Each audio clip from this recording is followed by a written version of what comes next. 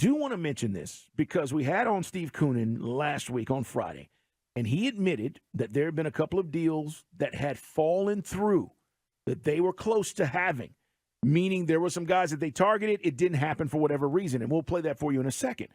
But Draymond Green, Mike, was talking to Trae Young. And Trae's been doing this podcast this summer. We've been playing sound bites from it where he's been trying to answer questions. Last week he talked about JC and his relationship with Quin. But Draymond talked about Trae and to Trae about being labeled a coach killer. I want you to hear what he said. So people try to push this coach killer narrative out of here. But just talk to me about what that journey's been like and what you're looking forward to with Quin Snyder. Okay, this journey has been tough. I didn't even have very many coaches growing up. I didn't really have too many different AAU coaches. So, like, being labeled a coach killer was crazy to me. I mean, Lloyd coming in, he was perfect for us. We came in together. I got nothing but love for LP. With Nate, like, he had taken over halfway through the year, and he wasn't even guaranteed to go further on. He didn't know how longer he wanted to coach. But we went to the Eastern Conference Finals, and we were winning, and he wanted to keep coaching us, and we were all excited in doing that, and we wanted to keep rolling with him. And then, obviously, he gets let go. People wanted to use me again as a crutch for that. For real, like, we had a really good relationship to begin with. That's the only reason why he stayed and stuck around. Hopefully, Quin, for me, is my Steve Kerr. Like, I hope Quin is the guy that we win 3-4 championships with. That's my plan. Okay. Now, you had a good relationship with Nate so much you weren't there when they announced he was getting fired. Yeah. I'm not going to go down that road because I don't want to get the Trae fans on my butt again. But look, if you're a star player and two coaches get fired, you're going to be labeled a coach killer. Fair or unfair, it's part of the business. Whether you feel it's a pot shot from me or any other member of the media here, or people cover the NBA, but we felt there was a leadership vacuum, which contributed to those coaches getting got. The common denominator, Trae, is you. You were the star they paid, and that is why it's a connection. Fair or unfair, to Mike's point, the LP thing, I don't know about all that.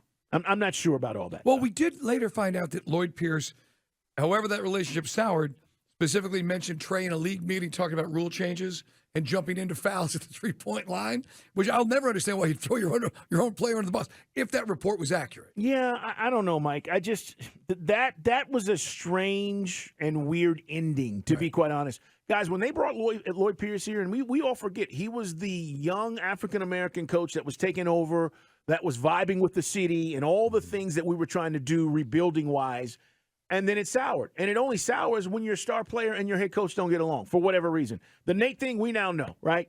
We get where that went and what happened, and we can play the Nate sound bites, which we had lots of fun with, flat, slow pace, all that stuff where we just weren't prepared, and we showed it night in and night out. I hope Trae is right when he talks about Quin being his Steve Kerr. He's talking about that to Draymond because once Kerr took over, right? Mark Jackson was there. Kerr came in. It changed. And I'm hoping he's right about that with Quin. And Mark, you could argue, I guess you could make the argument that Mark Jackson was kind of old school if you feel Nate was old school. And Kerr came in with a fresh set of eyes on the situation. And obviously the rest is history. So, look, all we want is, and we need to, because Quin's got to make this work. They didn't bring anybody new in. No. And with all due respect to Steve, I've heard this story before in other sports. It's kind of easy to say, well, we almost did this because there's no way to refute it. We almost had this guy. We almost had that guy. Well, they asked too much. It fell apart. I'm not bagging. I'm just saying it's been said before by multiple teams in this town. We'll hear that in a second. It's Dukes and Bill. Let's hear Draymond with Trae talking about, is he on the same level as Luka? You've been all NBA. He's all NBA. You've been all stars. He's an all-star. Neither has won MVP. Both has led their team to the conference finals. Yet they have a play-in game, which his team didn't make the play-in game.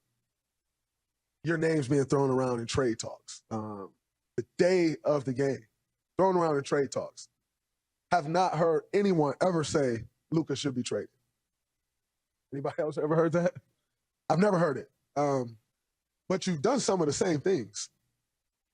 How does that make you feel, or do you even think about that because you two are always compared because of the draft day trade. And so everybody's always comparing you two guys. Where is he in his career? Where is he? And the reality is when you take a step back, you're very close in points. I think you probably lead in assists. Yeah, I'm for sure. Like, for sure. But the narrative out there isn't the same. Talk to me about that and just living that. I mean, it's to be honest with you, I don't even stress over it no more. Like I know the real ones get it. The real ones get it. Trey says that's a short answer for all that Draymond's laying out. Draymond's not wrong. It's the same stuff we've talked about. We're just over it because we see our star night in and night out and what he means to our team. Right. I don't need to make that comparison. No, and by the way, it was one person who's put the rumor out there as they started the series, the one game against Miami, and like everything else in this world, it got critical mass. And because if it's out there, our listeners are asking us about it, we're going to talk about it. But it was one erroneous report.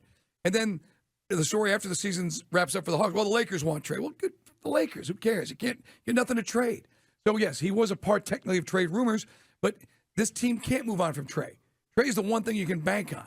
And look, I know we've had our disagreements, you and I, about what we should be doing or what to do more of, but I think with the right coach, yes, we need to surround him with better players.